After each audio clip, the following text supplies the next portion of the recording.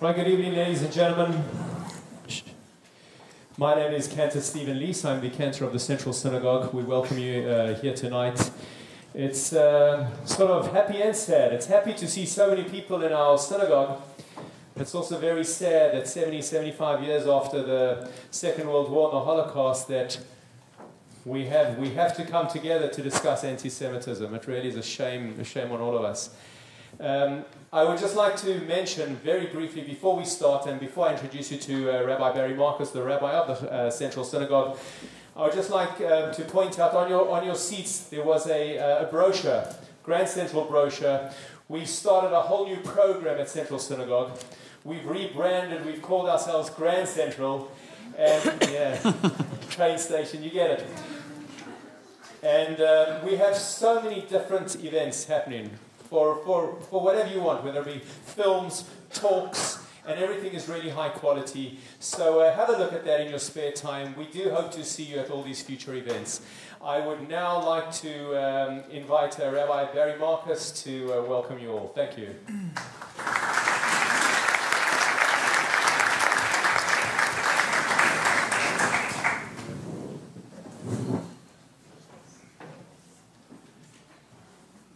Thank you, Stephen. Thank you for all your hard work in organizing this and the other events.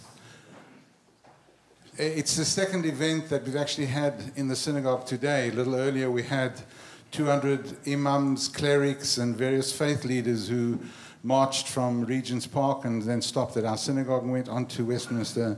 So it's been quite an eventful day for us at Central Synagogue.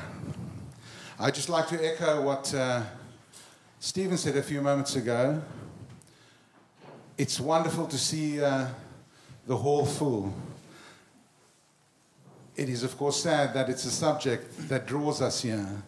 If we had some little cooking class this evening advertised, I wonder how many people would bother to come. But then on the other hand, it's the first time in 20 years that we've actually had to turn people away from shul, from synagogue. I may have to see a psychoanalyst after this evening, after that. I want to welcome our very distinguished panel here this evening. Douglas Murray.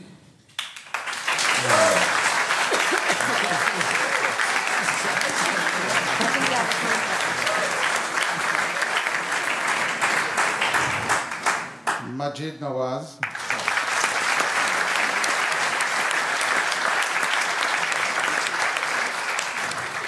Brendan O'Neill.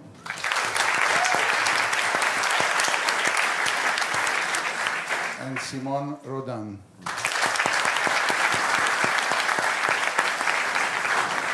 Last but not least, I'd also like to welcome our moderator, Dr. Alan Mendoza.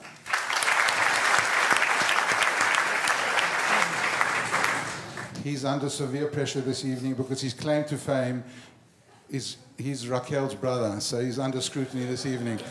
But seriously, though, we thank you all for your time, and we look forward for an illuminating evening. Can I just ask those who may have mobile phones or any other media technology, please switch them off now. Thank you. And now we hand over to Dr. Alan Mendoza. Thank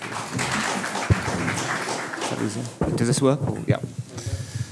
Okay, thank you, Rabbi Marcus, thank you, Stephen, and thank you all for coming tonight. As has already been said, it's a sad topic that we're obviously discussing. I don't think any of us would have thought would have needed to discuss this topic 5 or 10 years ago here in Britain. I think it's a sad testimony that we are indeed doing so. And I think you'll agree the panel we have is testimony to why so many of you are here tonight to hear from the distinguished panellists on the subject we're going to speak about here. Now, let me explain what's going to happen. We are going to start with short 5-minute sort of opening statements from each of the panellists.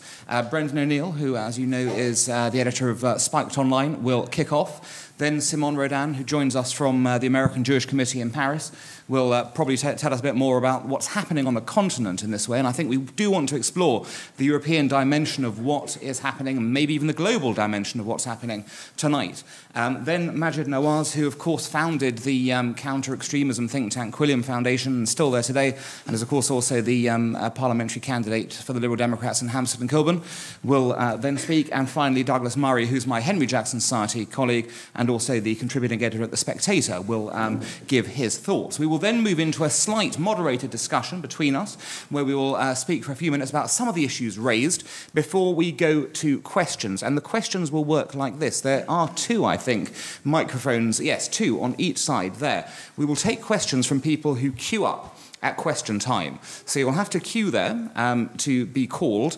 And what we will do is probably take 3, maybe 4, depending on demand, questions at a time. The panellists will then give their thoughts on that, on the ones that they feel are relevant, and will then turn it back to you for more questions. So that's the format. Do hope you'll enjoy it. And with that, I'm going to ask Brendan O'Neill to kick off for us. Thank you. Thank you. One thing has become really clear over the past 6 weeks, I think, which is that lots of influential people don't think anti-Semitism is a particularly bad thing. Certainly, they see anti-Semitism as being less bad than Islamophobia. Attacks on Muslims make the opinion-forming sect really angry in a way that attacks on Jews just do not. Amongst the cultural left and much of the respectable media in Europe, violent or racist assaults on Jews are seen as less important, less bad than violent or racist assaults on people of the Islamic faith. And you could really see this, I think, around the terrible Chapel Hill shootings in America, where 3 Muslims were killed by some crazy Richard Dawkins fan, allegedly. And very quickly, the liberal Twitter sphere and the commentariat went into overdrive, and they were demanding to know where were all the articles condemning these killings and highlighting the vulnerability of Muslims in the West. Before long, there were so many articles about the lack of articles that there were no space left for the articles about what actually happened there. And I think obviously, that killing switched on people's sympathy, lots of people's sympathy, not just the liberal elites, of course. But after the synagogue shooting in Copenhagen and after the kosher deli massacre in Paris, it was a bit different. There was a kind of palpable uncertainty. What should we say? How angry should we get? There was more awkwardness than anger. Or, consider the desecration of 250 Jewish graves in France a few days ago. They were daubed with Nazi symbols, really wrecked by these anti-Semites. Where was the anger? Where were the articles about the lack of articles? Where were the hashtags? It was not evident that people were made angry by that event. And again, I think influential people fail to condemn and confront anti-Semitism. For some reason, confronting anti-Semitism head-on makes them feel uncomfortable. But I think it's even worse than that, because some people who really should know better actually lend legitimacy to anti-Semitic violence. After the Chapel Hill shootings, the cry went up that this must be recognized as a hate crime. But when Jews in Europe are attacked, often the opposite happens. People say maybe it wasn't a hate crime. Maybe it was just misfired political anger. Maybe it was justifiable.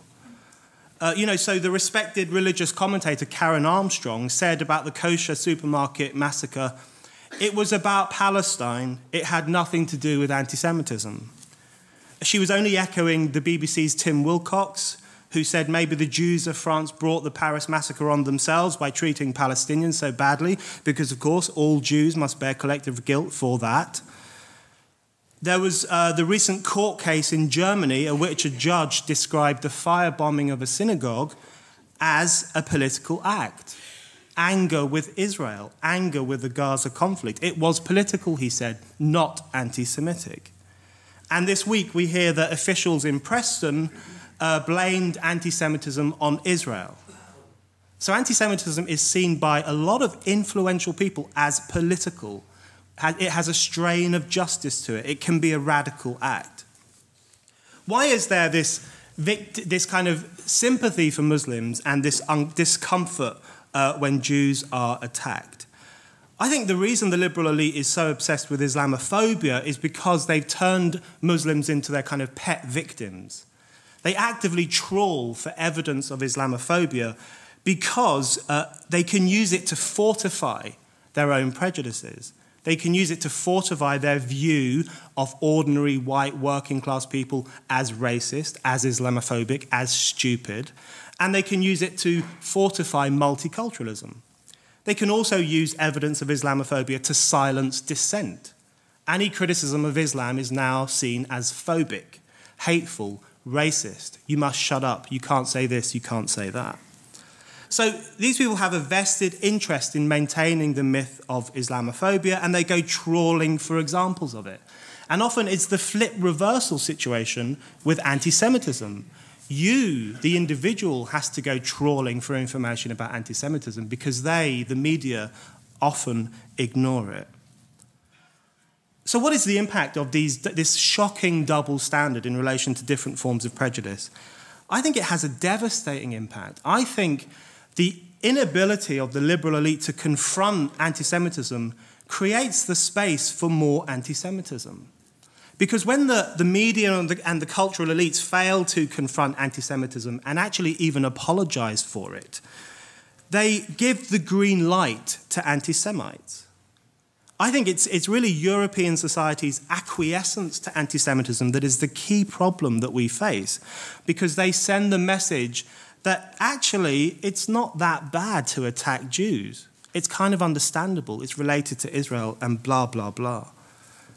What can we do about this? Just finally, I want to throw out a few ideas.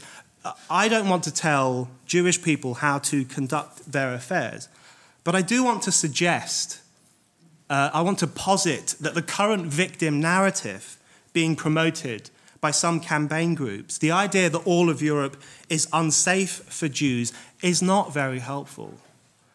I also think Netanyahu's interventions have been very unhelpful. His appeal to Jews in scary Europe to come to Israel actually contributes to the climate of fear. And this actually can also be a boon to the anti-Semites, because it gives them the impression that the Jews are on the defensive. They are weak. The anti-Semites are winning. But the fact is, Europe remains largely safe for Jews. The anti-Semites haven't won, but Netanyahu and others risk giving them the idea that they have, through depicting Jews as fragile and in need of rescue. I was really disturbed to read that Dan Uzan, the 37-year-old Jewish guard who was killed outside the Copenhagen synagogue, had been asking for younger people to take over his role in the months before he was killed. And that's a really pressing question, I think. Where are the younger Jews? Where are the younger activists? I think that is what we need today. Young Jews to train up, work out, be visible, fight back, alongside other communities that are willing to offer them solidarity. We need Jewish muscle to show that the anti-Semites aren't winning and that Jews actually have a long and fruitful future in Europe.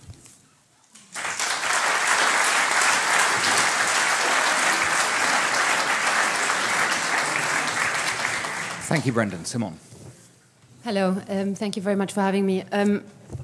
I originally wanted to say something else, but I was very inspired by your speech. The situation in France is probably the most serious for Jews in Europe. To some extent, what we saw over the past couple of months was not at all a surprise for the Jewish community. We knew very well that at some point or the other we would be facing an attack like this. We didn't know when, we didn't know against whom, we didn't know where, but we knew it would happen. We also know today that it will happen again, that it's just the beginning of something, and it's certainly not the end. We need to look back to the situation over the past 15 years. You said earlier on that here in the UK you couldn't have imagined imagine to speak about anti-Semitism 5 years ago. In France, the situation is very, very different. We have seen an increase of anti-Semitism really over the past 15 years. When you look back to the years of 1998 to 1997, for example, we used to have about 85, 86 anti-Semitic acts a year. You go to the year of 2000, you suddenly jump up to 400 acts. And basically, ever since the year of 2000, we have not managed to go below that number. This year, we had 840 anti-Semitic acts, becoming more and more violent. It has been an increase of 91% from the previous year, but there has been an increase of 124% of violent anti-Semitic acts, meaning these are not just insults. People get beaten up, people get seriously injured, and people get even killed.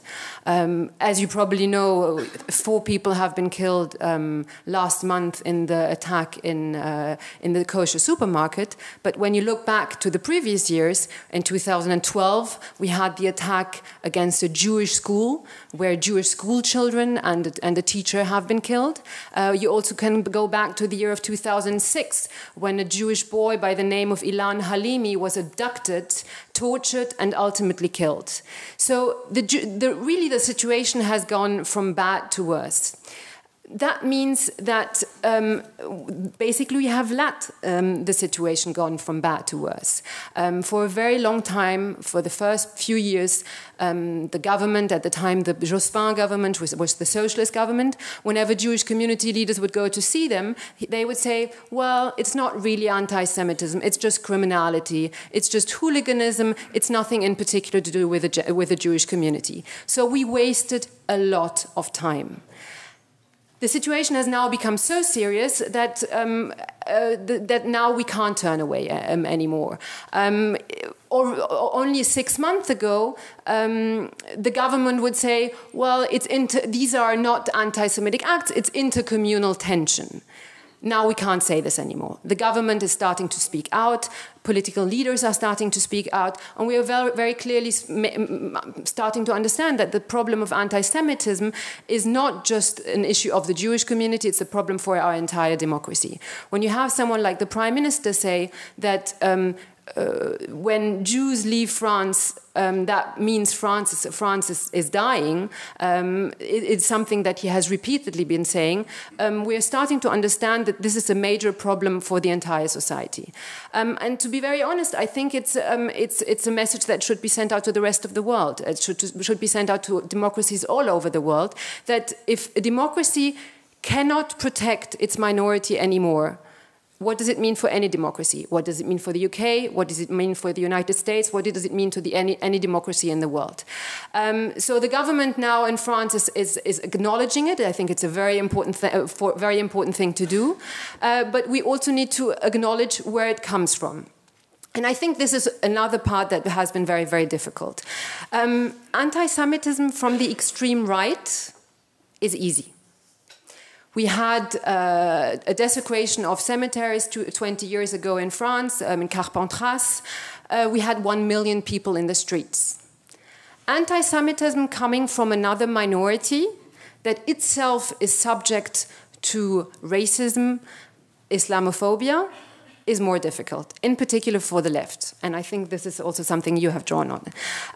And I think we need to be saying this very, very clearly, because the reality is if we don't speak out very, very clearly, if we don't name the problem, we can't solve it.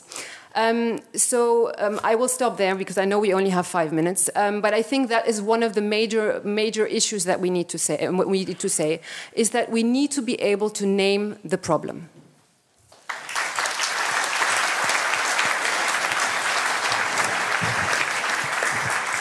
Thank you, Simon. Both of you have given plenty to come back to in a few minutes. But next, on to Majid. Thank you, Alan. I'm going to ask everybody to indulge me for a second. I want to play you something, but before I do, I want to issue with a warning that it's going to be distressing for some of you. Talk about the activity of those people. There will be always, yes, it is freedom of speech, but. And the turning point is but. Why do we still say but when we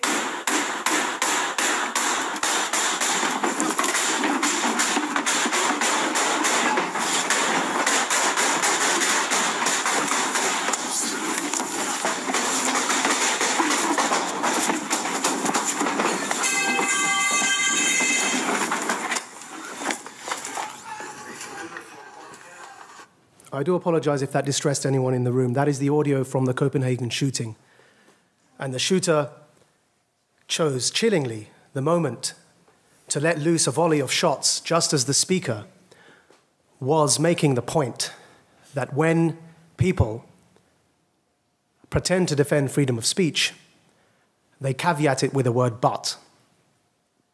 And he decided to choose that moment to let off the shots. He then went, as we all know, to a synagogue and killed some innocent Jewish people. Before that, it was in France at the kosher shop. And before that, it was in Belgium at the museum.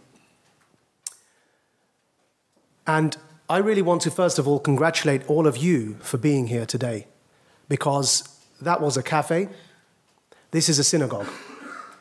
They had security outside the cafe. In fact, they had close protection for the cartoonist. And yet, despite that, this incident occurred.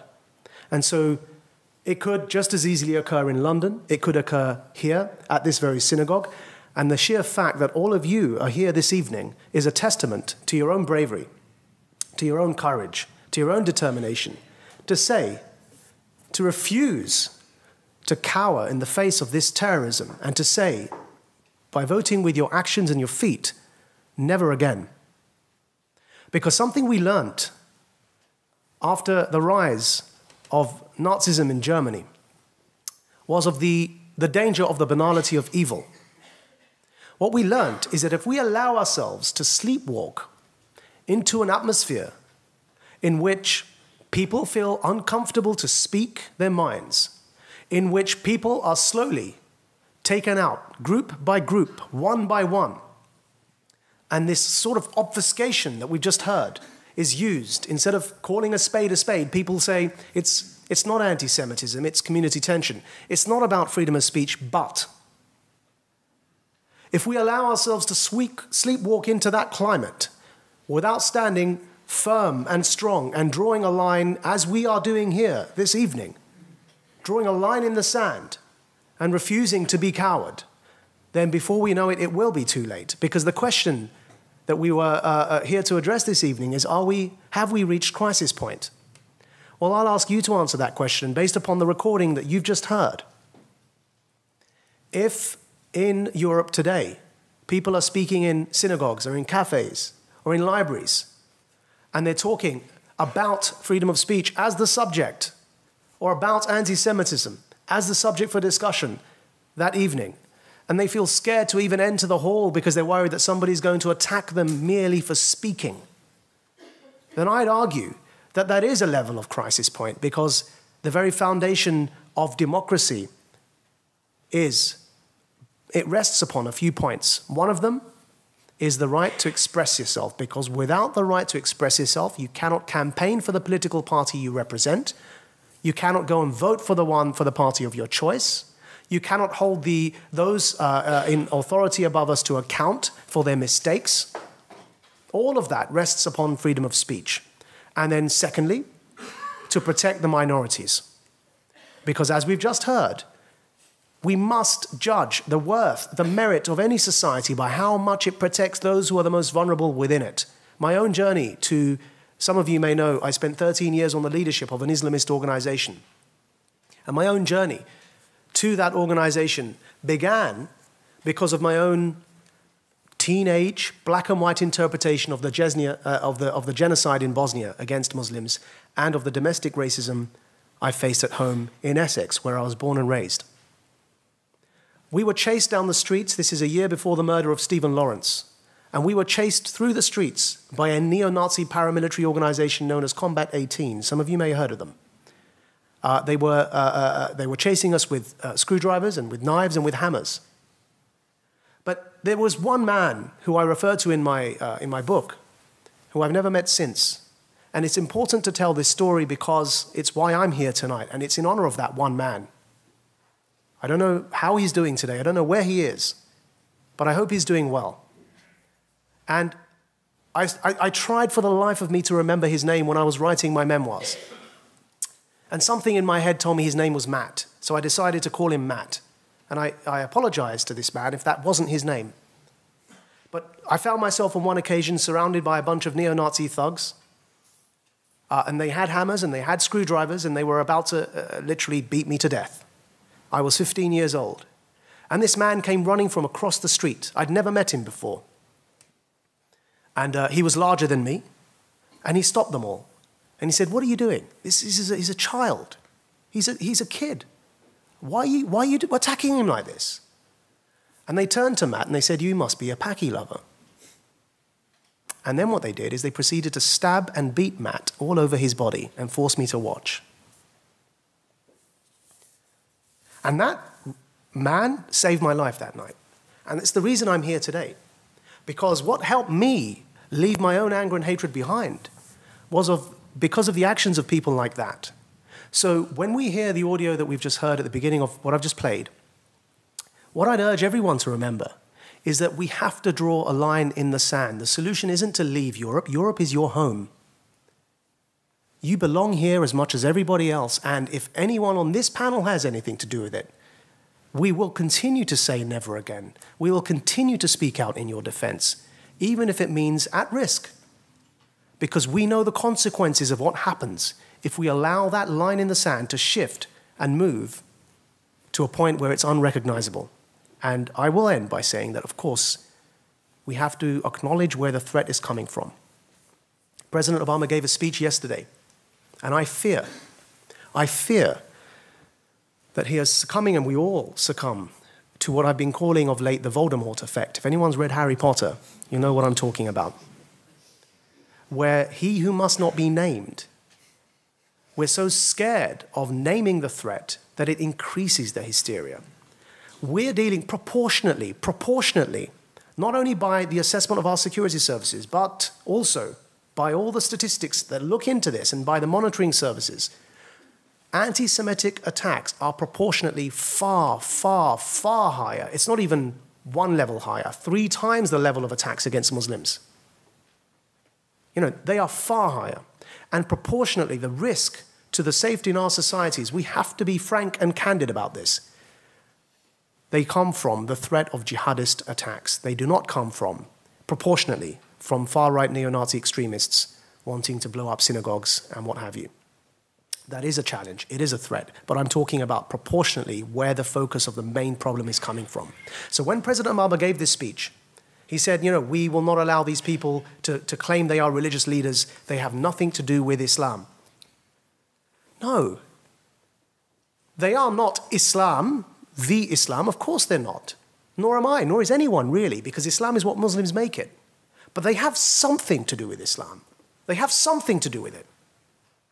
If you're going to argue with one of them, and I do all the time, you're not discussing Mein Kampf. You're discussing Islamic texts. They have something to do with Islam, and the danger of not naming it, what I call the Islamist ideology. And just one sentence, what is Islamism? Islam is a religion. Islamism is the desire to impose any version of that religion over society. It's the politicization of my own religion. What is jihadism? The use of force to spread Islamism.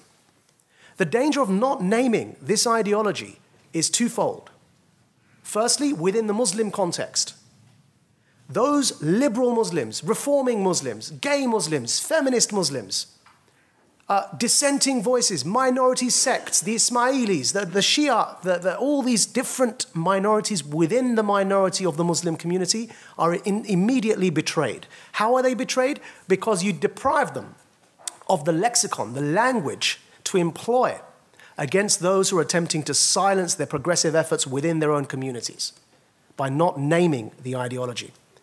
You surrender the debate to the extremists, and actually what happens as a result is they hijack the debate, they monopolize the discourse, and communities divided even further apart, rather than bringing people together, even though the intention of the President Obama was to try and bring people together. The second danger is in the non-Muslim context. What happens if you don't name the Islamist ideology and distinguish it from Islam? President Obama in his speech said there's an ideology we must challenge, and he didn't name it. So, think about it. You're sending out the message to the vast majority of Americans, there's an ideology you must challenge, but then you don't tell them what's it called. What are they going to assume? The average American's going to think, yeah, I've got to challenge an ideology. It's called Islam. You're only going to increase anti-Muslim hatred, like he who must not be named. You'll increase the hysteria, the Voldemort effect, I call it, by not naming the ideology, because the average guy out there will then assume the president is talking about the religion itself.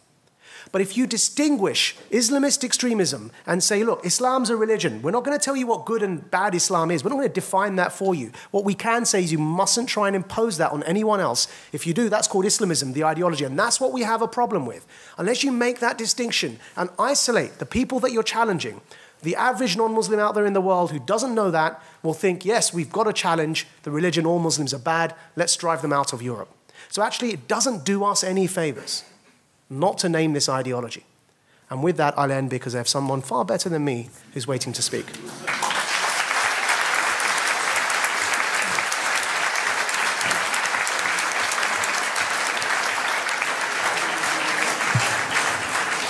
And finally, thank you, Majid. Douglas Murray, finally. Well, thank you very much, Alan. Thank you, Majid and everyone else. Well, let me try to get down to some brass tacks, as it were, on this. There's a lot to say. You've heard some very important points already. I'm not going to reiterate them. It's also, I think, not worth my while saying, you know, what the Muslim communities in the UK, for instance, should do. I think Majid is probably the only Muslim here, and he certainly doesn't need to be told what the problem is. I don't need to say what the wider problems are in the rest of the country among Christians and other non-Jews in Britain. I think that would be a waste of your time and my time, but I will talk, presumptuously perhaps, but make a few observations about what Jews in the UK, and I would argue in Europe, need to be thinking about, and I will try to also say what you should do at this juncture, because actually last summer, Majid and I were both speaking at a rally in London, opposition to anti-Semitism, outside the Royal Courts of Justice. I was very struck by a lot of things about that event and the organising that went into it, very admirable as the organisers were. One was that one of the rabbis who spoke in her remarks, which were laudable and much to be agreed with, sort of tried to summon up the spirit of Cable Street, and it didn't really work, and there was something tonally wrong and all sorts of other things, as she said, they shall not pass and so on. And afterwards, I sort of realised what it was. I said to her that, you know, the problem is it's no good saying they shall not pass. Who? Who? You know, if we see people in jack boots goose-stepping down the streets of East London, yes, they shall not pass. We'll all be there, Jews, non-Jews, Muslims, and so on. Yeah, we'll be there. But if you're not even willing to say who shall not pass, you're sure as hell not going to be able to stop them passing. And that's just the start of your problems, ladies and gentlemen, as a community. This is endemic across, I would argue, your political and religious leadership, a total unwillingness to recognise the problem. Only speaking about anti-Semitism if you also say that you decry Islamophobia and so on, which embeds what I think is a very ill-judged term. I think there are a whole set of other problems as a community, as I say, observing it from the outside and without any axe to grind on this. Other problems you have a problem of communal leadership. You have a problem of embedded and often too large and, frankly, obese organisations which, apart from anything else, often try to stamp down and stop initiatives that do come up. And this is a big problem for your community. You know, Brendan said, you know, we need young people. Yes, but in my experience, any young person, Jewish or non-Jewish, who wants to do anything in this area is stopped by community leaders who say, we've got this in hand, it's okay, it's all being dealt with. It's not being dealt with. If it was being dealt with, we wouldn't be in this situation in the UK. You know, you say, where are the people and what should they do? A very good example of what you should do. Hold it. There's more. The group that just sprung up this week, Jewish Human Rights Watch, they're called, started on Monday morning. Great initiative. This is the sort of thing, you won't get it from any of your communal leadership. This is a very good example of what you do. Small group of young activists, they went outside the War on Want headquarters in central London, and when those people who work for War on Want, which is a rabidly anti-Semitic, I would argue, as well as anti-Israeli organisation these days, which at the moment is trying to distribute plastic guns on campuses in the UK to awaken rage, if it isn't already there, among young undergraduates about the crimes of the State of Israel. War on Want that is using its charitable status to do that. Monday morning this week, for the first time, people turned up for work at War on Want, and there were people standing with banners saying War on Want equals war on Jews. They're calling for a boycott, of course, War on Want, BDS against Israel. The people had banners saying 1933, 2015, it always starts with a boycott, this sort of thing. First time somebody who works for War on Want doesn't just turn up in the morning thinking, oh, what a wonderful organisation I'm part of, and polish their halo and wonder what they can do to defame Israel today. Instead, they turned up for the first time and quite rightly were for the first time confronted by people who were saying, you work for a disgraceful organisation. That's the sort of thing that should have been done years ago, started years ago in this country. But, you know, it isn't, because as a community, your bar is so incredibly low. I mean, the years I've gone to things and heard, you know, people say, I mean, really, it's as bad as, I have to say, it's as bad as Je suis Charlie, which I'm deeply, deeply aggravated and upset by. You know, it's very disturbing hearing that recording from Copenhagen, because my friends organised that meeting and were shot at in it, and one of their colleagues was obviously killed. And it happens a lot these days. And for the first time, actually, Jews aren't the first targets. As my friend who was at that meeting said to me yesterday, you know, first they come for the cartoonists, then they come for the Jews now. That's the new order of business. And people weren't Charlie, ladies and gentlemen. They really weren't. They aren't. If they were, Charlie Hebdo cartoons would be being published in every single newspaper and on every TV station. You know, when Nick Clegg and David Cameron and all the other political leaders say, Je suis Charlie, no, they're not. No, they're not. If Charlie Hebdo had been published in the UK, it would have been decried as a far-right-wing, racist, Islamophobic magazine that would have been shut down years and years ago. And don't think that when people say Je suis juif, that they mean that anymore. They really don't. They really don't. It doesn't mean anything more than Je suis Charlie. It's a bit of sentimentality. But hold them to it. Hold them to it. For God's sake, you know, in Doha last Friday, the sermon given by the Imam at the biggest mosque in Qatar. Just reflect on this, the biggest mosque in Qatar. I mean, you might have noticed Qatar's doing quite a lot of business in this city these days. What did the Imam say at Friday prayers in some? He said, among other things, this: Allah, strengthen Islam and the Muslims and destroy your enemies, the enemies of the religion. Oh Allah, destroy the Jews and whoever made the Jews. This is being, and has been in recent days, pumped round by the ministries of the Qatari government. They've been sending round the video. They're proud of it. Is anyone in this country, among the community here, going to say, you know, we'll raise that sort of thing? I doubt it, because people don't even raise it when it happens in this city. And it does. It really does. I would argue, just in wrapping up, if I may, this is the problem we're in. It is a mistake of interpretation, among many other things. People have all sorts of bigotries and biases. I don't doubt it. I don't think we're perfectible or anything like that. But the problem that we have in our time is overwhelmingly a problem of Islamic fundamentalism. And it targets not just cartoonists and Jews, but the other day, obviously, just one example, a group of Christians from Egypt who were beheaded on the shores of European waters. President Obama, of course, didn't identify them as being killed because they were Christians either. He said they were Egyptians. No, they were killed because they were Christians. So this is a real problem we have of identifying what the problem is. The problem, I would submit, then comes that people say, well, then you're going to say things about Muslim communities and Muslim leaders that you wouldn't say about anyone else. I promise you, I would say the same things about anyone else. If they called for the murder of people, if they wanted to put bombs on trains or to shoot at people in their places of worship or anything else. That's the problem. There is a possibility after that there will be secondary problems of people then, as Majid rightly says, going off with the wrong ideas, ridiculous overstatement and so on, definitely. But deal with that primary problem and those secondary problems will go away.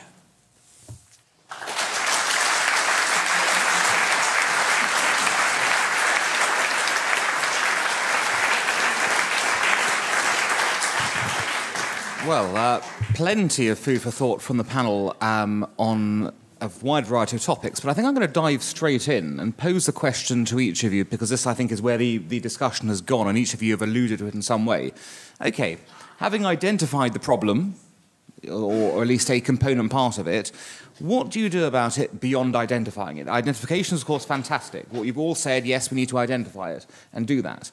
But having identified, say, that there is a problem particularly of Islamist anti-Semitism in France and the continent and here, what's the next step? What is the process that either government or society should do to actually tackle that? Brendan, I'll throw that to you first. I think there are two things we need to do. I think there's a short-term thing and there's a longer-term thing. The short-term thing, I think, is we have to stop acquiescing to anti-Semitism and be more confrontational when we see it.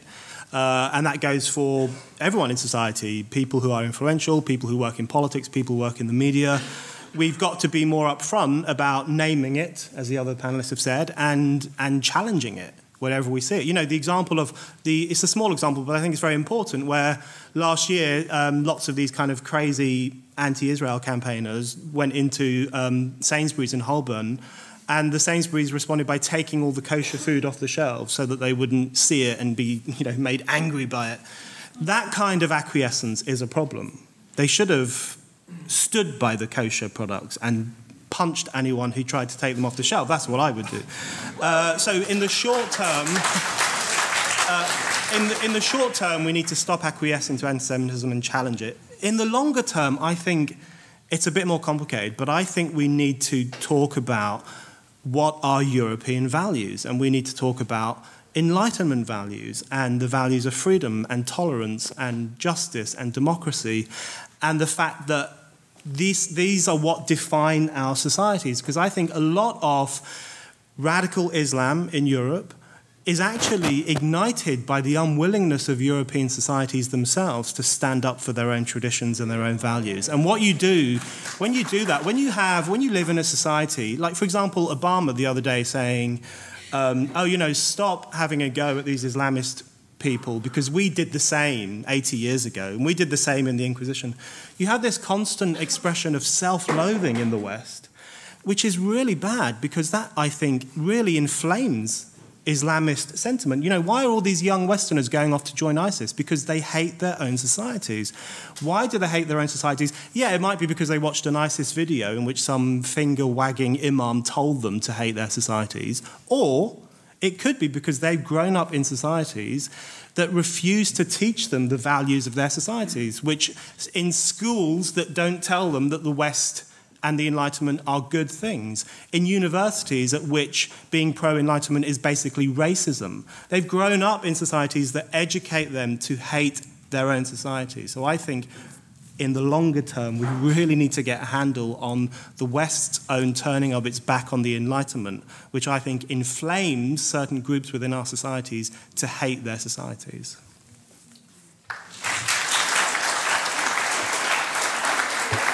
Simon's going to come and address the French context in a moment, but I'm going to throw that to Douglas as well, because it's a natural point. You've been saying this for some time. Yeah, I mean, look, there are two parts of it. I mean, there's the government bit of it, what can be done in legislation and so on. I think actually the current government has done a lot of very good things in that regard. There's obviously extra legislation and tweaking of legislation that can happen, but I mean, I sort of think that bit's in hand. The truth is, the thing, as I sort of alluded to earlier, and it's not just a Jewish community issue here, but it's an everyone issue.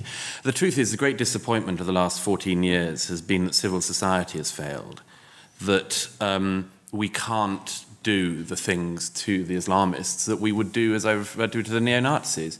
You know, we just not, it seems we're not set up for it, or people don't have the guts and the balls for it. They just, you know, they fear being called a name more than anything. And, you know, the thing I've always said is, we'll win when an Islamist who is not breaking the law but is saying horrible and hateful things is treated in the same way that Nick Griffin is treated. That's when we'll win. You know, because we all recognise he has a right to freedom of speech and so on and so forth, and if he's not breaking the law and it's a legal party and so on. But, you know, we don't invite him to loads of places. The Quakers don't host Nick Griffin, you know, to have Q&A sessions. You know, the Methodist Church doesn't celebrate the political thought of Nick Griffin. You know, the Anglican Church doesn't have hymn sheets that promote things that Nick Griffin thinks. Of course not. We know what to do with those types of fascists.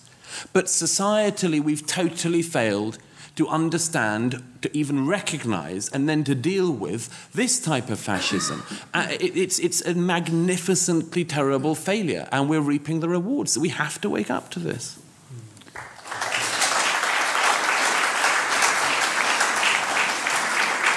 Majid, by all means answer the main thrust of the question, but I'm curious about one thing as well in this. Now, surely, within the Muslim community, the first victim of Islamists are normally Muslims actually themselves, and around the world that's certainly the case if you look at the violence in the Middle East elsewhere.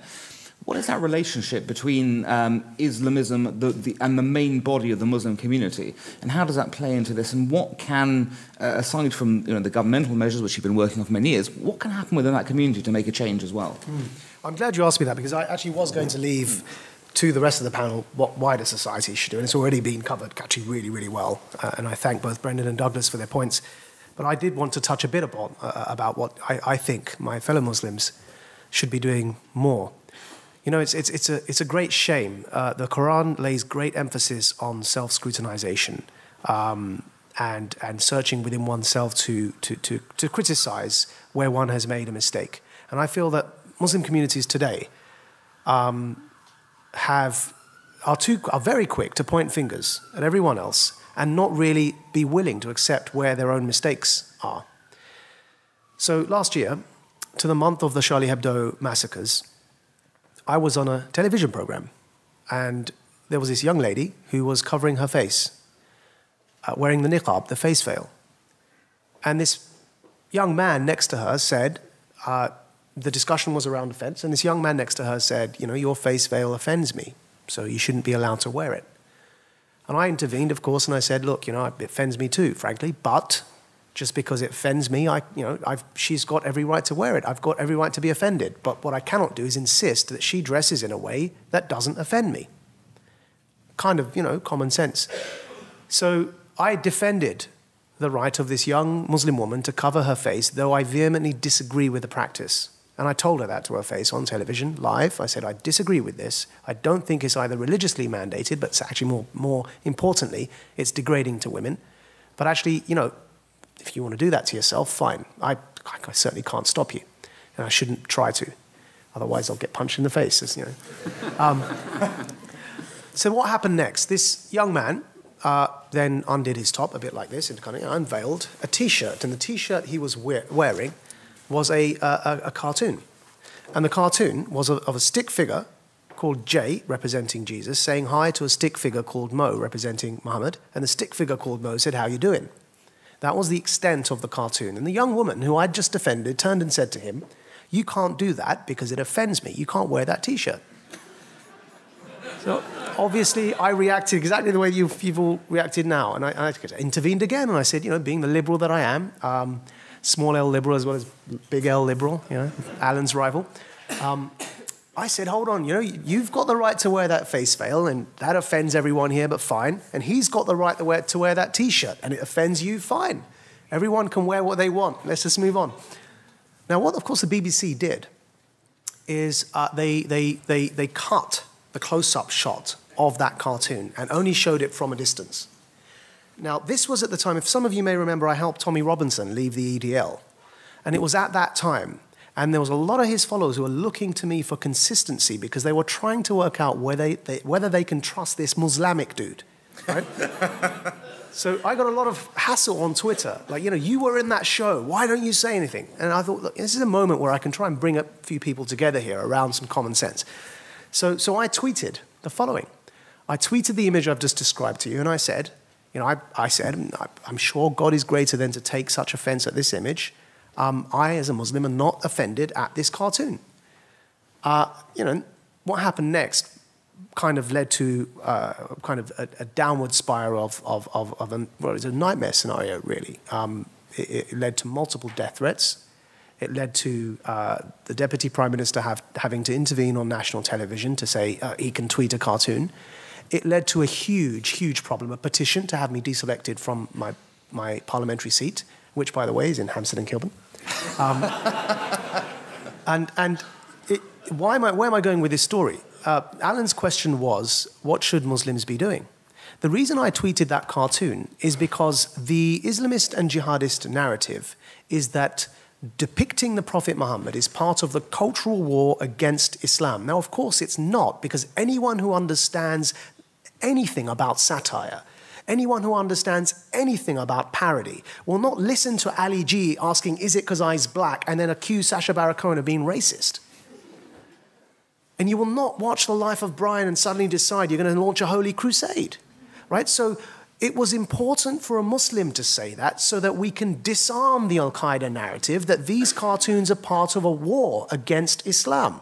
So what I wish happened didn't happen. What I wish happened is that more Muslims across the country said, we are also not offended by this innocuous image of our prophet saying, how are you doing, to another prophet that we also believe in. If more Muslims had done that, it would have, well, Douglas and I, the last time we shared a panel, I think it was, I don't know where it was, and you used the phrase that you attributed to Ayaan Hirsi Ali, spread the risk. It would have spread the risk to a point where it would no longer have been dangerous for people to express themselves. Now, every time we try and draw that line, the problem is it fails because people don't assume that risk. The risk isn't spread. We betray those voices and leave them standing alone, so literally they're shot to death. And that's what's got to stop. So part of my role is going out there and saying to other Muslims, there is nothing to fear. You say Allahu Akbar when you're killing someone. It means God is great. Surely God is greater than to take offense at such images. So what we try and do is encourage more Muslims to come forward and really have the security in their own religion not to be offended by a cartoon in the same week when thousands of girls had been enslaved and raped in Nigeria and in Syria and in Somalia, and then 21 Coptic Christians are beheaded, and the Yazidis, there's an attempted genocide against them, and we choose to protest against cartoons.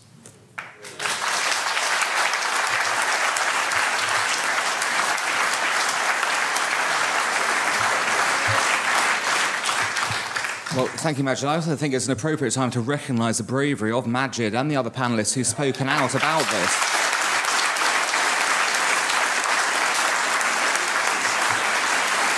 In public, and I say that because it should be axiomatic, it should be a normal thing to happen, but as you've heard, there have been very real death threats and very real abuse that takes place, and anyone who engages in this subject in a public domain is quickly targeted by extremists and attempted to be shut down, so it is worth bearing that in mind. Now, Simone, you mentioned, of course, that things are at a worse stage in France, obviously, than here. In a sense, is it too late almost in France? The Jewish community appears to be wholesale upping sticks and leaving. The French state appears completely unable to get a grip on the situation. What, in your view, what needs to happen there to salvage the situation? Or can it be salvaged? The situation has indeed gone far too long. It is possible that it's too late. The Jewish community, particularly in the banlieue, in the outskirts of the big cities, live in a situation where tiny little things they do are actually acts of courage. When you're a religious Jew, you live in Sarcelles, outside of Paris, and you want to go to synagogue, or you want to put a kippah on your head, it's actually an act of courage, because you can either get beaten up or worse. Most Jews have taken out their kids from public school in these areas. There are nearly no Jewish school children in public schools anymore, because they face threats, insults, get beaten up. So what do Jewish parents do? They put their kids in Jewish schools. Now, when you put your kids in Jewish school, you also take a risk, because look at what happened at Toulouse. And today in France, Jewish schools are protected by soldiers, by army personnel. Obviously the Jewish community in those neighborhoods are in total distress. You spoke earlier on about numbers. I want to give you one number, is that the Jewish community is about 500 to 600,000 people in France. They represent 55% of all violent racist acts. That is so meaning that less than 1% of the French population have on their backs 55% of violent racist acts. So that's the situation. What can be done? It's not easy. First of all, one of the things I would very much like to have is someone like Majid in France. The Muslim community has been extremely silent. We have very, very, very little outspoken Muslim leaders. We have literally no one on French TV. Now, unfortunately, someone has taken the space by the name of Tariq Ramadan. I believe most of you do know him. If that is the solution to French Islam, then we have a serious problem. So what we need to see in French society is young, modern Muslims who speak out, reformist Muslims who speak out, who are willing to confront a huge problem in their own community. That's one of the things that need to be done. It's not an easy thing. We have tried to encourage, we have tried to help, but it's honestly not up to the Jewish community to do that. But we're trying. The other thing that we need to be able to see, and also is civil society. You mentioned this early on. We have seen very, very little from civil society. The reality is that most Jews know that if the attack last month had only been the kosher supermarket, we would definitely not have seen 4 million people in the streets. And it gives us a sense of solitude. It gives us a sense of isolation. And unfortunately, there is not yet a wake-up call. There is not yet solidarity from the rest of French society. So one of the things that the government, that Jewish community leaders need to be able to do is to encourage civil society movements. Try to understand the rest of society that yes, maybe this is about the Jewish community, so maybe they don't care that much. But it's not going to end with that. And we've already seen the beginning. As you said, now it's freedom of speech. We also have seen attacks against policemen. And what's next? So if we really want to see things to happen, we need to be able to see the Muslim community, and we need to encourage civil society movements. And are we going to manage to do this? I honestly don't know. And this is one of the reasons why many Jews ask themselves seriously the question today in France, whether they have a future there. And it is certainly not helpful for Benjamin Netanyahu to come to France and tell Jews that they should leave. But on the other hand, I can understand my French fellow Jewish citizens who certainly ask themselves the question whether they should be staying. I, for myself, consider that we should be staying, that we should be fighting for our rights, that it's not up to the terrorists and to the jihadists to decide whether we should stay or leave. But I certainly can understand the mother who takes her school child to school that she decides not to. Well, I'm going to, yes, well, I'm hoping you may have... so far, we've been very consensual on the panel. I think when Brendan threw his grenade of the Netanyahu statement in, it may provoke something. I don't know. Douglas, you may not be answering this, but... Well, look, is it helpful? Everyone has disagreements with Netanyahu over various things.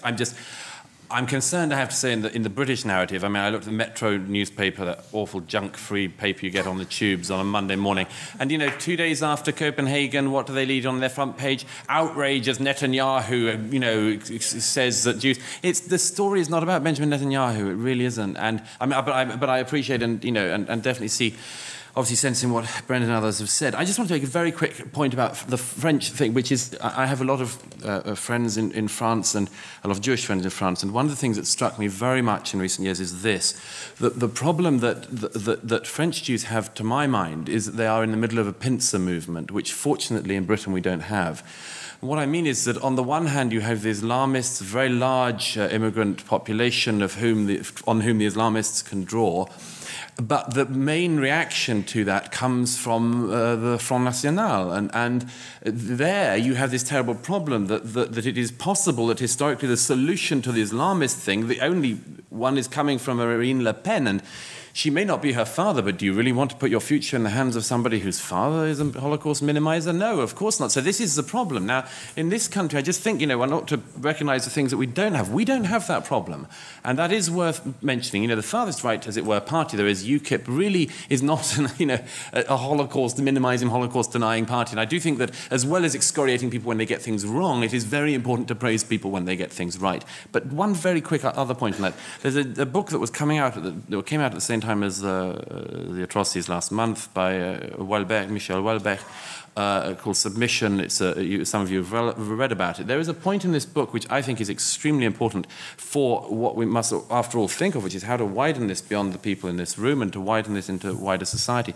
The most important thing in this novel is a moment where the French professor, not to give away the whole plot, there's a French professor who France is becoming a Muslim country in 2024, and the Jews are all leaving, and this professor, who is not Jewish, he's a sort of atheist Frenchman, likes his pleasures, sees, speaking to a Jewish friend who says they're off to Israel, and there's a very, very important point in the novel where this man says he realizes he doesn't have an Israel. Now, this is a very, very important thing to tell people in general in this country. And it is far beyond Jews. I don't have an Israel. This is it. If you care about a decent, democratic, broadly pluralistic society in which you can live the life you want to live, this is the best deal, and I don't have a get-out option. Now, other people need to know that.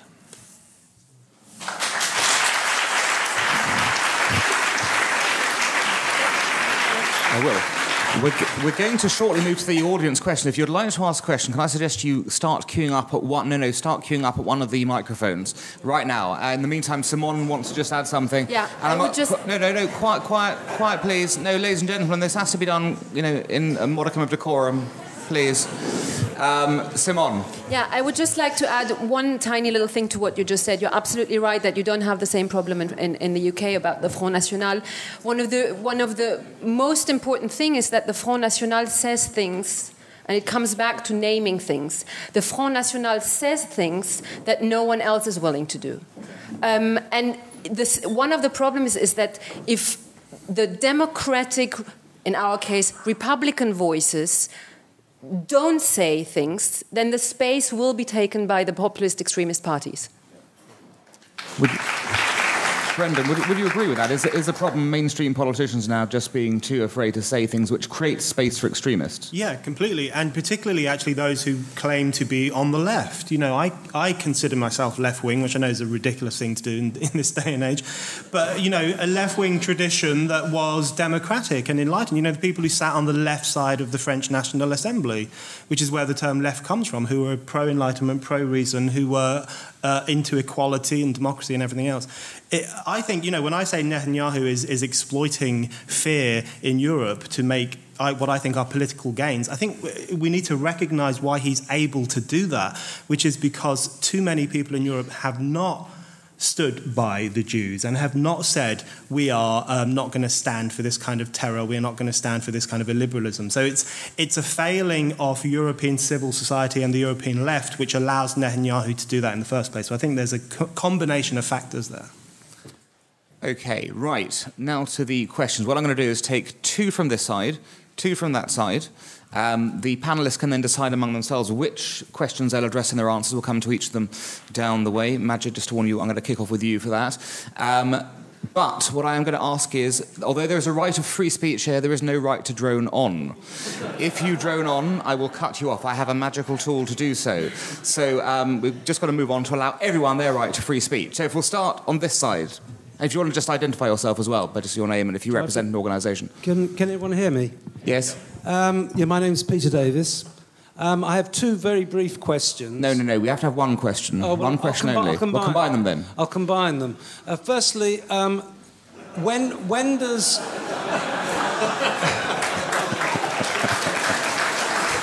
That's brought to an extra 10 seconds of thinking time. Yeah. When does unreasonable and often inaccurate criticism of Israel become pure anti-Semitism? Okay, I'll leave it at that one then. Thank you. I'm sure there'll be a long answer for that one. Yes. Sir, your name?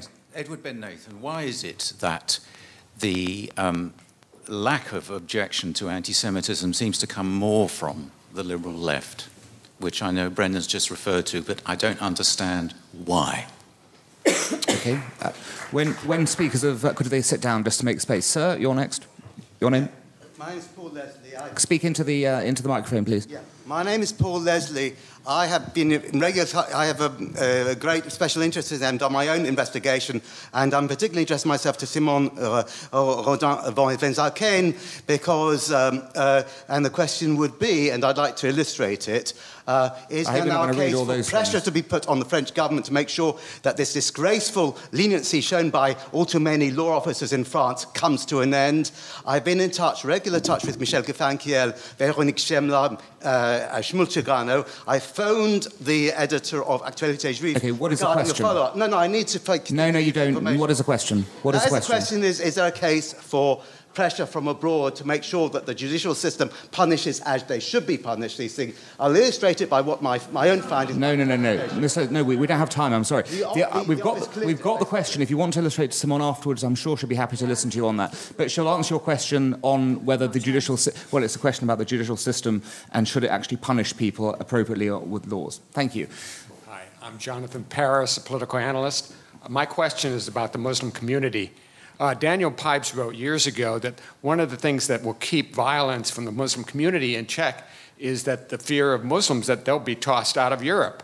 I don't see these negative incentives working. I don't see anybody talking about negative incentives. Is it even right to talk about negative incentives? In other words, when Netanyahu talks about moving to Israel, he's giving an incentive to the French to shape up, to keep their Jews there.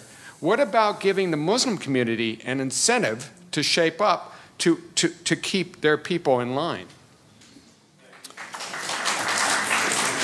Right. Okay, so 4 very different questions. It's up to you how you would like to take them. Majid, I'm going to start with you. You don't have to answer all of them. You can pick the ones you'd like to. I'd like to pick on Peter. Not pick on Peter. I'd like to pick Peter's question and Jonathan Paris. So let's start with Peter Davis. Peter asked about when does criticism of Israel become anti-Semitism.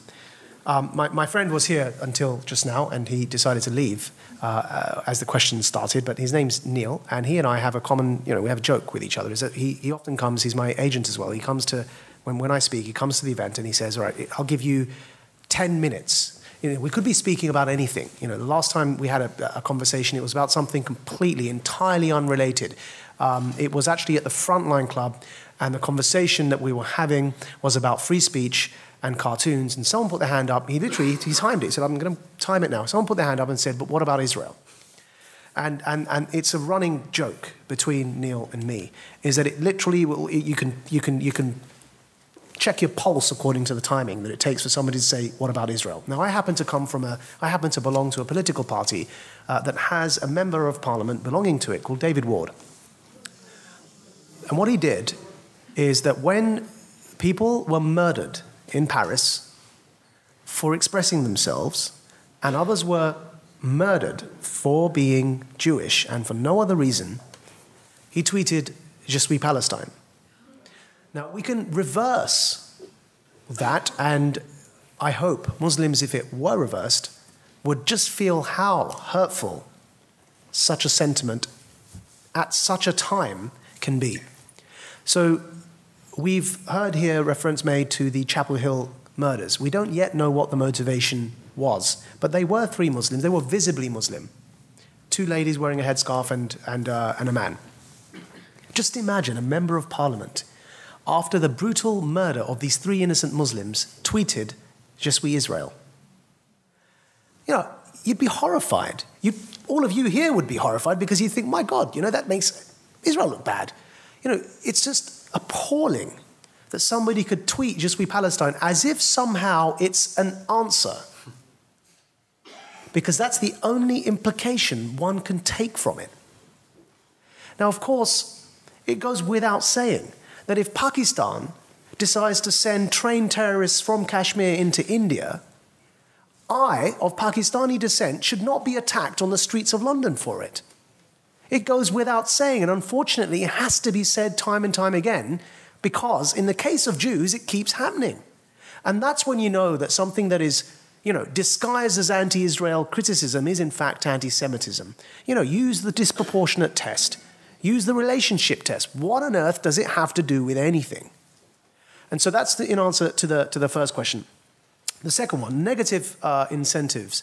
The one thing we do have to be careful about here is that part of what Brendan referred to in terms of reasserting Enlightenment values across Europe for everyone is that everyone who's born here is a citizen, and unless except if they have dual nationality, dual citizenship, and they go and join a foreign army or something, but if they are British citizens, regardless of their religion or the colour of their skin, you can't just deport them for misbehaving, just like you can't deport white working class lads for misbehaving. So we have to consider, part of the solution is, when we talk about reasserting Enlightenment values and liberalism, it is reasserting it across the board. So that wouldn't be a disincentive. However, I'm sure Jonathan wasn't saying that because he was just giving an example. What I think Jonathan Paris was saying is that actually what other disincentives within the context of European society can be referred to here in such instances to incentivize Muslim communities to do more.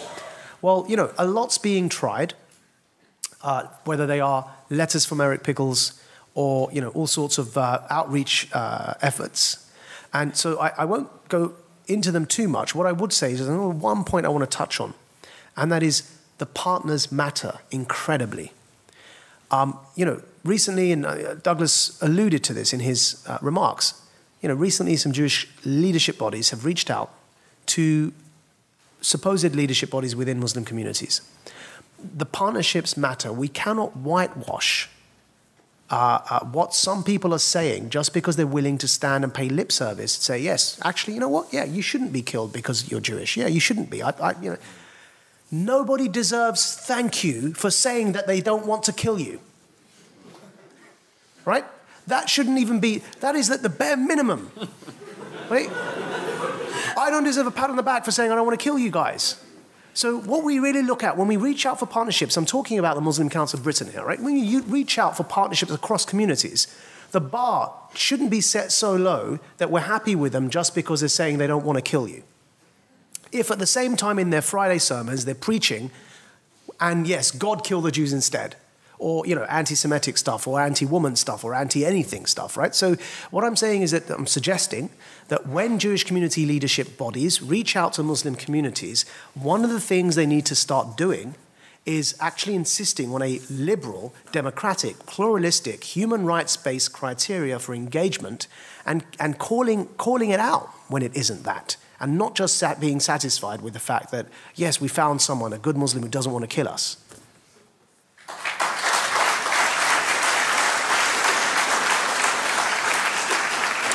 Brendan, over to you. On the question of when criticism of Israel crosses the line into anti-Semitism, I just think the line has virtually been erased now. I mean, I was one of those people who always said, we have to maintain a moral distinction between people who criticize Israel, which is legitimate, and people who hate the Jews, which is not legitimate. But the line is hard to find now. And I think what's happening is that all the things people used to say about the Jews are now projected onto Israel. I mean, the similarities are amazing. People always go on about how Israel loves killing children. You never hear this about any other warmongering state. You don't hear this said about Britain, for example, when it launches wars, or Pakistan. It's always Israel loves killing children, which is a rehabilitation of the old prejudice about Jews sacrificing, killing children. Israel controls Western politicians. It's just a bringing back to life of the old prejudice that Jews secretly control society behind the scenes. Israel is the source of global instability. Every time there's a poll in Europe of these kind of chattering class Europeans, they always say Israel is the #1 source of global war and instability. It's the old idea that the Jews are the source of instability in your society. They are the cause of your problems.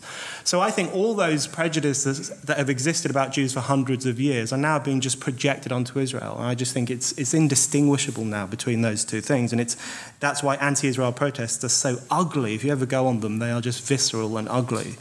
In relation to why the left is the least vocal about anti-Semitism, which is odd considering that the left poses as progressive and anti-discrimination and anti-racism and so on, I think the left has really lost the plot.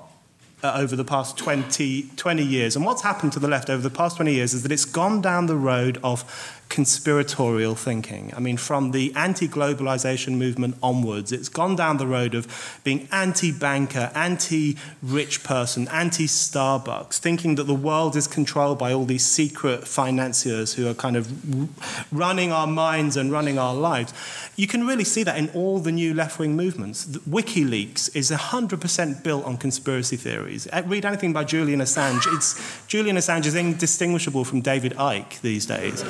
Or if you look at, and of course, WikiLeaks has within its ranks, lo and behold, anti-Semites.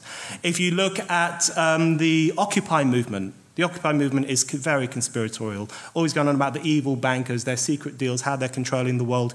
Lo and behold, Occupy was founded by an anti-Semitic magazine called Adbusters, which in 2004 published an article that no one ever talks about now, which listed all the people close to George W. Bush and had a black mark next to the names of the ones who were Jewish. And the headline of this article was, "Why won't anyone say they are Jews?" This was published in Adbusters, a trendy, respectable left-wing magazine which founded the Occupy movement. So I think what we've seen with the left is they've gone down the conspiracy theory road. They've given up on trying to analyse and understand society, and instead they talk about these secret cliques, these neoliberal cabals, these gangs of bankers who run everything. And of course, the end result of every conspiracy theory in modern history is the Jews.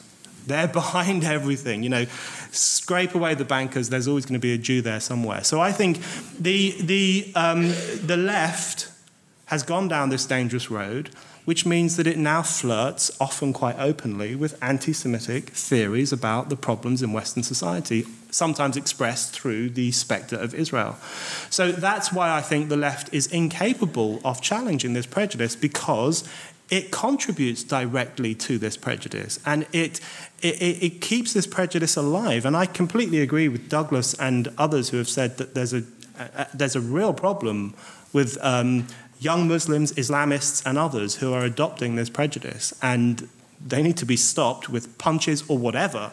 But we also need to recognise that it's contributed to by a left that has become intellectually lazy and also quite prejudiced, and promotes a conspiratorial view of Western society and of one particular community within Western society.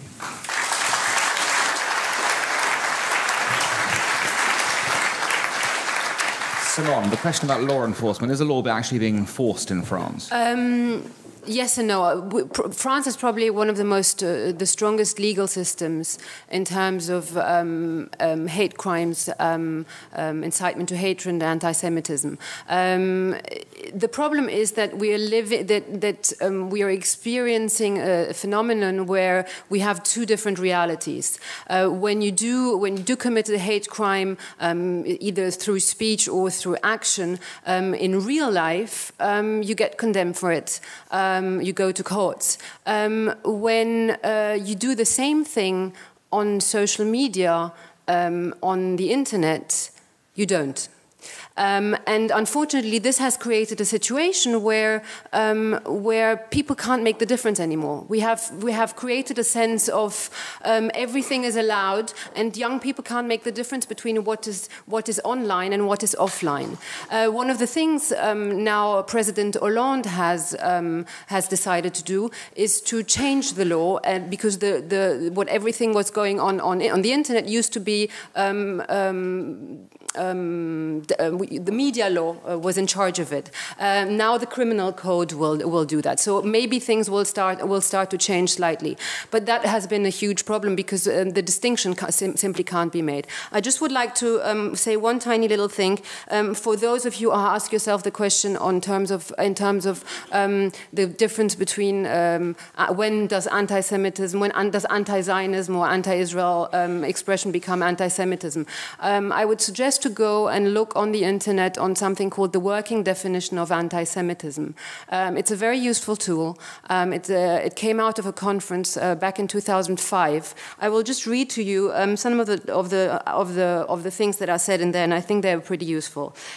Examples of the ways in which anti-Semitism manifests itself with regards to the state of Israel, taking into account the overall context, could include denying the Jewish people their right to self-determination by claiming maintaining that the existence of the State of Israel is a racist endeavor.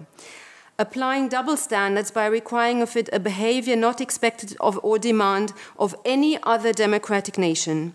Using the symbols and images associated with classic anti-Semitism, for example, claims of Jews killing Jesus or blood libel to characterize Israel or Israelis, drawing comparisons of contemporary Israeli policy to that of the Nazis, and holding Jews collectively responsible for actions of the State of Israel. I wish we would be using this, this definition more, because I think it gives us a very clear context on what makes the distinction of someone who simply criticizes the policy of a government the same way it would criticize any other government, and actually anti-Semitism. Okay, Douglas has waived his right on this question, so we're going to go to the next round, but we'll start with Douglas there. Over here, yes. No, sorry. Excuse me. I'm Rosalind Pine. I just want to ask Majid a question. I don't really want to hurt your feelings, but I can think of two great Muslims who disagree with you. One is Ayaan Hirsi Ali and one is Abdel Sisi. And with regard to the latter, he made a speech in which he said it's actually Islam is the problem, it needs reforming. Is this a viable option? Okay, other side. David Behrens. My question is this, that the problem, I think, goes back longer than 10, 15 years. I think it goes back 40 years ago, and arises because of the failure of the Jewish community to realise the problem. There's been hatred being preached in the mosques 40 years ago. And my father, who was on the Manchester Representative Jewish Council, was told he couldn't say anything in the interests of good community relations. Is it really realistic that there can be reform within the Muslim community if this is a problem that goes back so long ago and people have been radicalised for so long? Back to this way. Jeffrey Ben Nathan. Simon, we're off to Paris next week to see our French family, our French Ben Nathan family, only to find out they've all made Aliyah to Netanya a couple of weeks ago, last September actually. The question to the panel, though, in very simple terms, almost yes or no, is do the members of the panel believe that the silent majority of Muslims here in Britain and indeed in France are a silent majority disapproving of what's going on in the Muslim world, or actually a silent majority actually quietly approving? Thank you.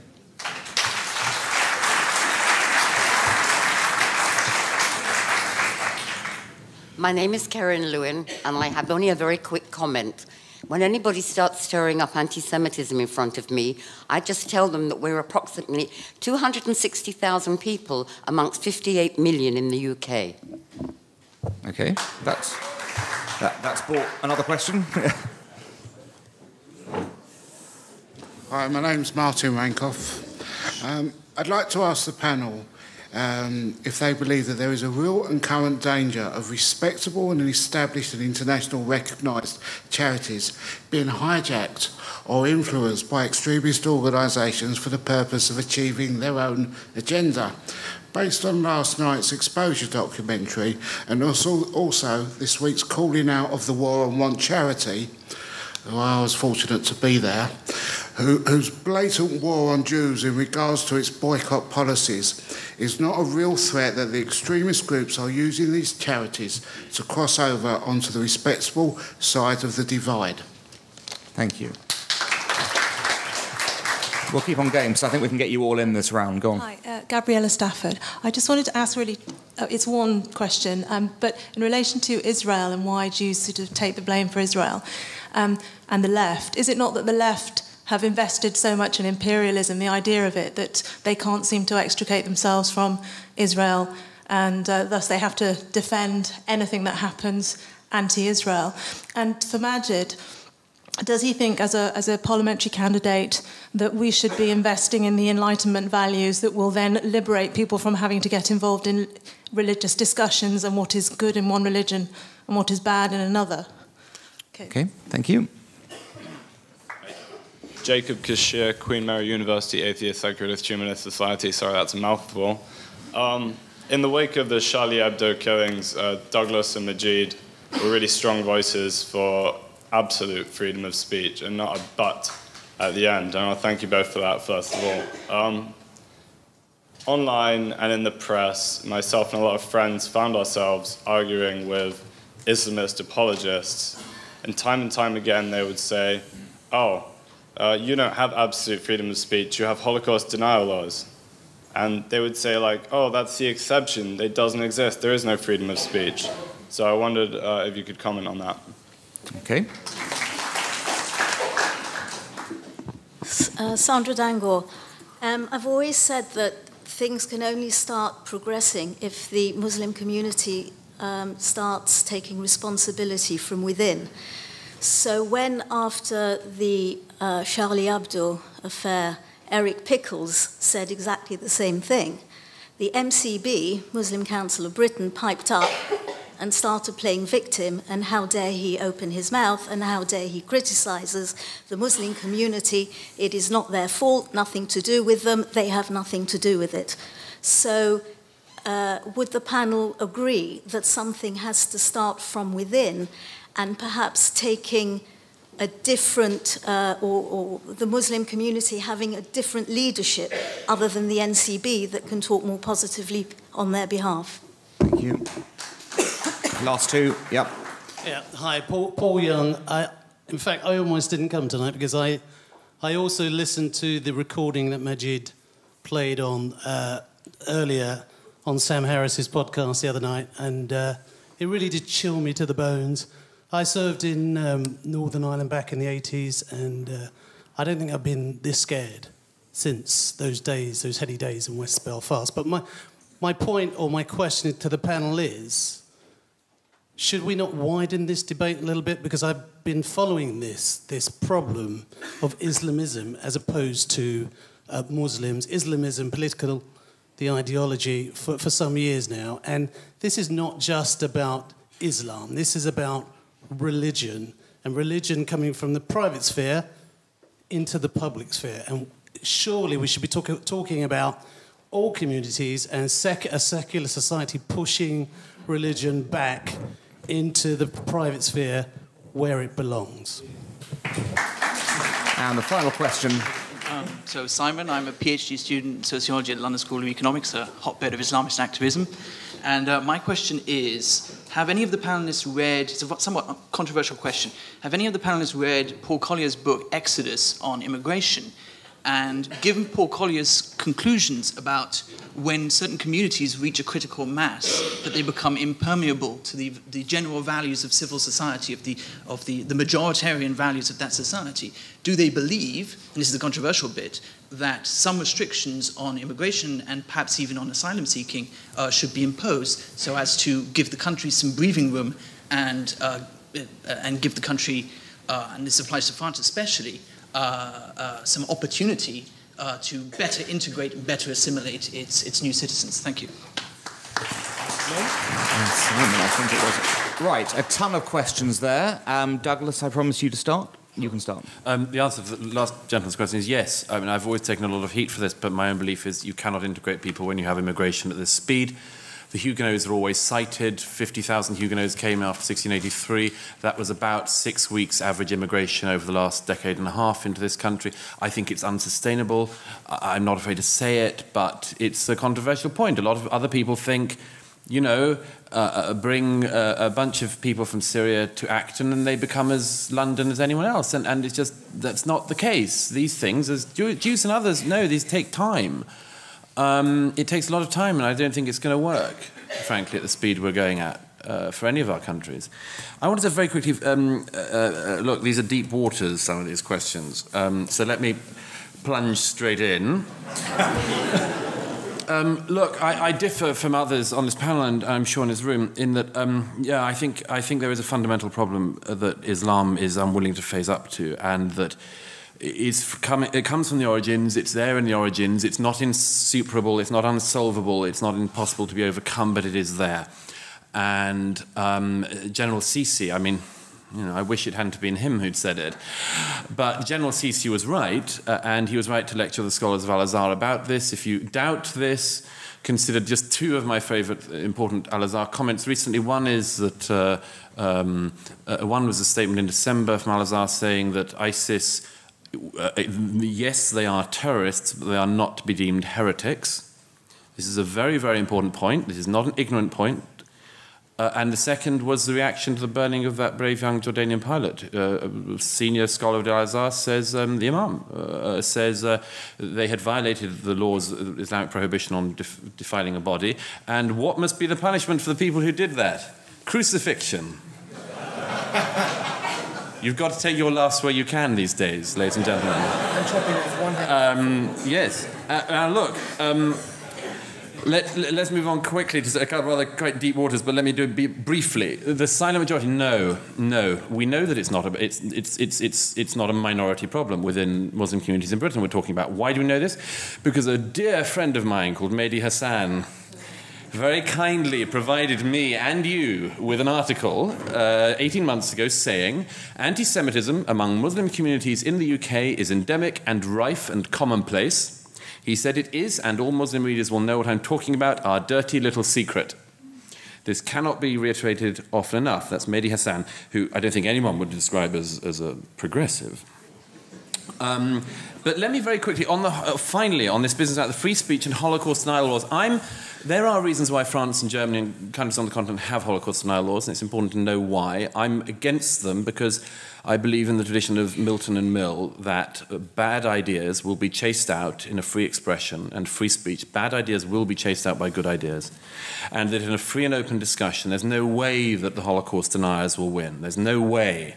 The only chance they have to win is if we shut down the discussion and people get lazy and flabby and forget their facts, and then the people who know most about it end up being the deniers. That long term is the problem, and that's why I'm against them in long term. But let me reiterate, there are reasons on the continent why they have them. But just very quickly, if I may, on this free speech issue, which it comes back to, I started on it and I want to finish on this for me. The free speech issue matters so much, and why people are literally gunning for it so much is the following reason. It is an accident of Scandinavian history that a cartoon and cartoons ended up being the front line on this. Pure accident. I care about this not because I'm a cartoonist, but because it could have been anything else. It could have been a piece, it could have been a book, a novel, a song, it could have been an idea. What they are trying to stop is the idea. This is a very well-chosen target. They have chosen their targets well, and they've chosen them carefully, because people now do not want to talk about the idea. And some of the things I say, I know that they make people uncomfortable, but increasingly it's more than discomfort that people say.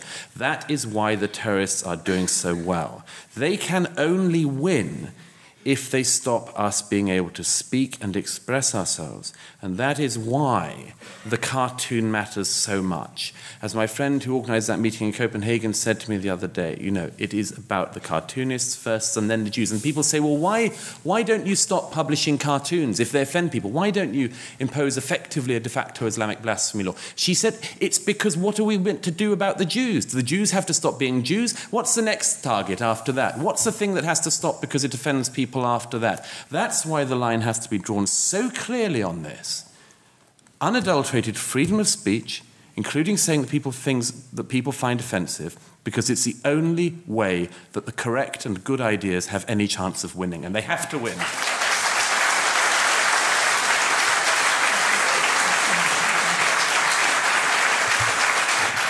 Simone, over to you. Yeah, I would like. You said much of what I had much better, but what I wanted to say. I would just like to say something about the silent majority. In France, in November 2014, a couple of months ago, a poll was done for the first time about anti-Semitism in public opinion, and a second poll was done on anti-Semitism in the Muslim community. It was a very scary poll.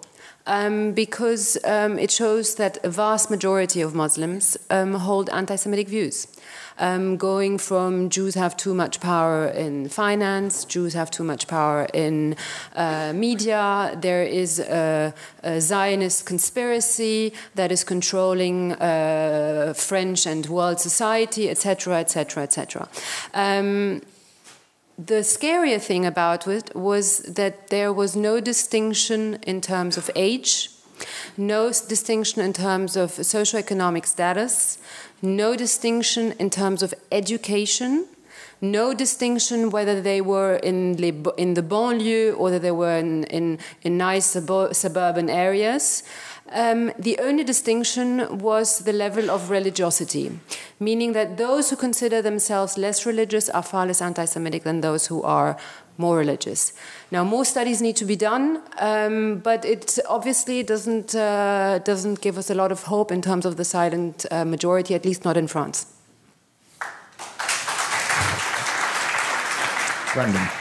Yeah, on that issue of the silent majority, I'm always struck actually by the similarity in thinking between mainstream Muslim groups and radical Islamist groups. They might be more PC, these mainstream community groups, but they have a similar thinking, which I think is the cult of victimhood.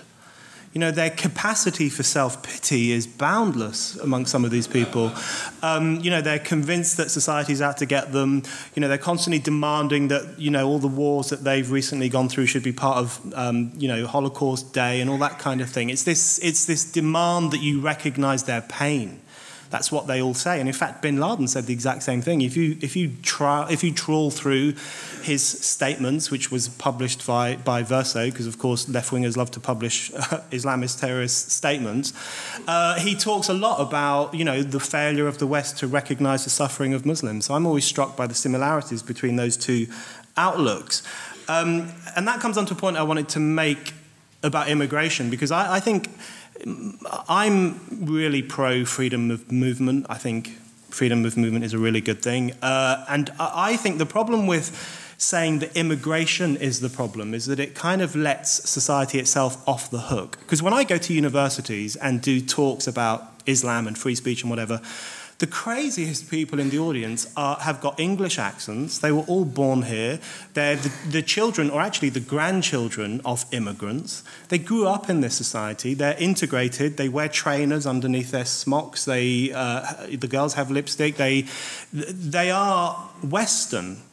In fact, a lot of the time, their parents and their grandparents are actually quite moderate, and a lot of them wear Western dress. It tends to be the younger generations who wear foreign dress and who adopt these kind of very foreign and often quite backward ideas. So I think the problem is here at home, actually, and the failure of Britain, in this case, to integrate immigrants in a convincing way. And I think we should put more effort, and that's because I think Britain no longer knows what it stands for.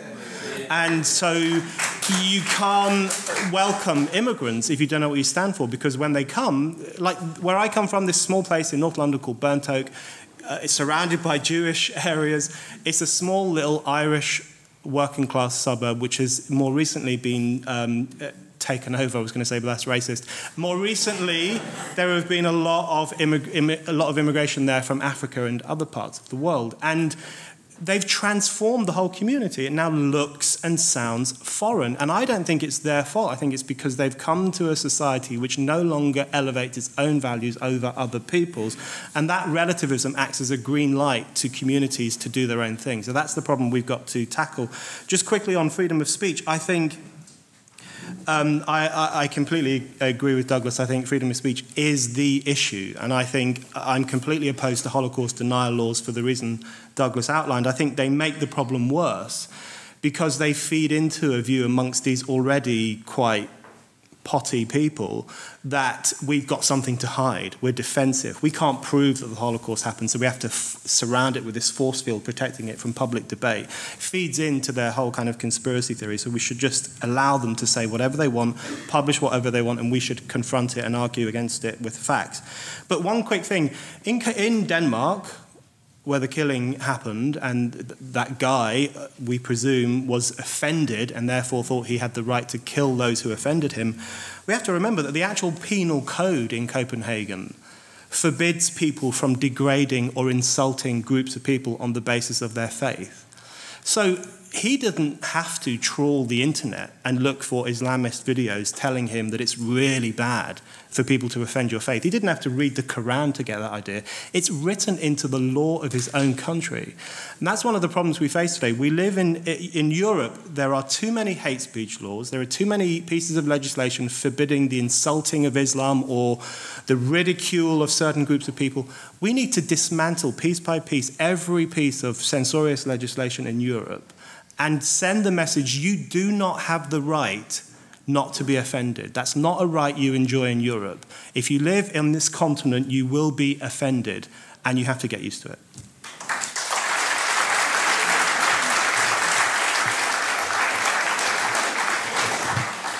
Majid. Okay, so I think people have addressed immigration, people have addressed free speech, so I think it falls upon me to discuss the reform in Islam question, doesn't it? Because, so our lecture starts now. Yes? Yeah. So Roslyn, Jeffrey, Gabrielle, Sandra, and Paul all asked things that related to this big issue of reform within Islam. And let me start by this. Sam Harris was mentioned. Sam Harris, for those of you who don't know, is a bit like the Richard Dawkins of the United States. He's one of the neo-atheist thinkers, a critic of religion per se, not just Islam, a critic of all religion. And he was mentioned because somebody mentioned that he had that recording in his podcast, which he did, touching on reform within the faith. Ayaan Hirsi Ali was also mentioned. I have been in long discussions with Sam Harris, with Ayaan, with Douglas, all of whom have similar views about my religion. And the culmination of my long conversation with Sam Harris is that we have transcribed the dialogue, and we're soon to publish it, hopefully this summer. And it's about the question of reform. And we tackle the issues head on. Douglas knows because he's read the thing. And it's very good, and it's available in Kindle when it comes out as well. I'll do the plug because he's not going to. So, as well as print, yeah, both. And print. Now, it's an attempt to really have this conversation because, Roslyn, it didn't offend me that you asked this question. In fact, Ayaan was at my wedding. I'm not offended whatsoever. My wife is there. I met Ayaan as actually Douglas and Ayaan. They were both opposed to me in the panel. Yes, no, not at all. And actually, Ayaan and Douglas and everyone, we have to start having these conversations, not just about Islamist extremism. And I'll tell you why. Because of what Douglas mentioned, that the Azhar University response was more than what Douglas said. When they said that the correct Islamic verdict against ISIL burning the Jordanian pilot Mu'az al-Qasasbeh to death was crucifixion, they went further and they also said, which I was trying to prod him to mention as well, they said that one hand and one foot on alternative limbs should be cut off. Now, where they get this from is actually the Quran. There's a passage in Arabic from the Quran that addresses what's called in Arabic hiraba, which means highway robbery. And the punishment for hiraba, and the passage continues to say, those who sow mischief in the land, is this form of amputation of one hand and one foot from alternate limbs. So you've got a serious problem here that it's actually in what many Muslims hold to believe is the immutable word of God. Now, Azhar University are not Islamist. They are what I call traditionalist. And in this book with Sam, what I've tried to do in response to Sam's questions is go through all the different categories. Islamists, i.e. those who want to impose a politicized version of religion over society. Traditionalists, medievalists, in other words, fundamentalists. Those who will be extremely regressive in their views, but within the existing framework. For example, in Egypt, yeah? The existing structure, and they will want that law to remain misogynist or remain homophobic or remain entrenched in medieval values. So even once we deal with the challenge, the intellectual challenge of Islamism, even once that's defeated, we've got a serious problem with medievalists that also needs to be addressed head on. And so the answer to your question is yes. Not only do I take issue with Islamist extremism, I take issue with what I call the regressive medievalist interpretation of Islam by Muslims who aren't Islamists, such as what we've just heard that came out from Azhar. That needs to be addressed head on. There does need to be a reform of the way Muslims look at their scripture There does need to be a reform even among non-Islamist Muslims. There needs to be a very frank and open conversation. Part of the problem is that that conversation, as Brendan was referring to earlier, isn't being had because what instinctively happens is the offense defense is erected. You can't say that because I'm offended. And the minute we start talking in that way, you know, you're a bigot because you just said Islam is problematic. And I say, well, you're a bigot too. And then, you know, the conversation breaks down. And when that conversation breaks down in that way, it happened in the United Kingdom through the 90s. People felt they were unable to have these conversations. The people that feel, as we've heard already tonight, the people that fill that void in the middle when you feel uncomfortable in having these conversations, I mean, it's odd. You feel uncomfortable in actually saying it's wrong to say that the solution to jihadism is to amputate people's hands and limbs. You know, if you feel uncomfortable saying that, then the EDL are very happy to fill that void. And they're very comfortable to say that. And that's what happens when we feel like we can't have those conversations. So yes, the answer to Rosalind's question, to Jeffrey's question, to Gabrielle's point, to Paul asking about religion, to Sandra, the leadership have failed us. And yes, the answer is that we need, as well as challenging Islamism within Muslim communities, we need a reform discourse. And what's the answer? What's the alternative? Well, I would argue, let's not get stuck in the kind of what's a good Muslim, what's a bad Islam, what's good Islam debate. I don't care how many times somebody prays at home and what they cover their head with and how long their beard grows and how high their ankle trousers are up to their shins or whatever. I don't care about any of that, as long as they don't try and impose that on anyone else. So that's why I'm an honorary associate of the National Secular Society. The solution to all of this is to reassert small L liberal, human rights, pluralistic, democratic values and grow a spine. One quick final point from Douglas.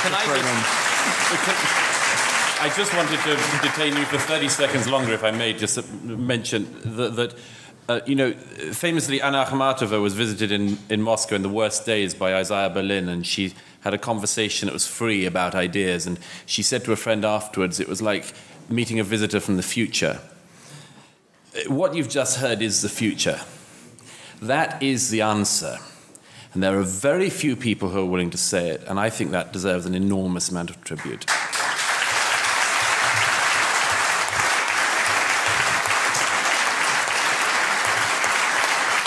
Well, I'm afraid we've run out of time for tonight.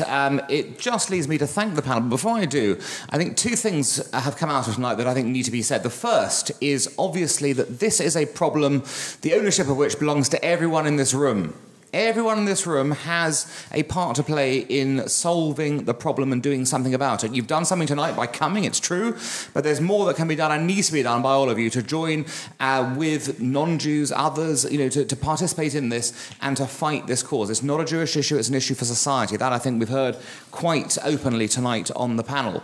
And the second thing is, and I don't want anyone to be left in any illusion about this, the issue about reform that we've heard here, say within the Muslim community, it's very important for us to understand this is not a question of Muslims v. everyone else in this question.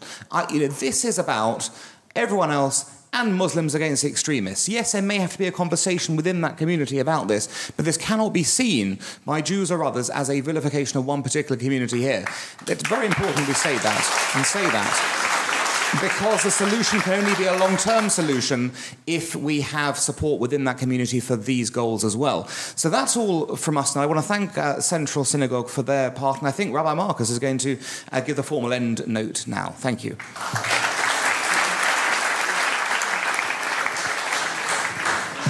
Ladies and gentlemen, I want to, on your behalf, thank the panel for enlightening us. I want to thank Stephen for his efforts, and maybe this will be the opening of a wider dialogue, as you just alluded to, Alan.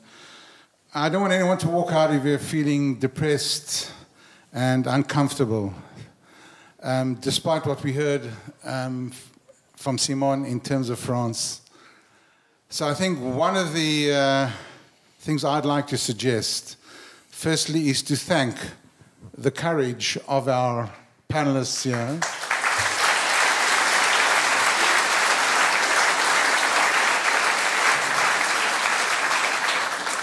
And may what be a good idea, I think, is if we could clone Douglas, Majid, and Brendan. Being the three non-Jews on our panel, we need more like you, and we need to hear those voices. Thank you very much, ladies and gentlemen.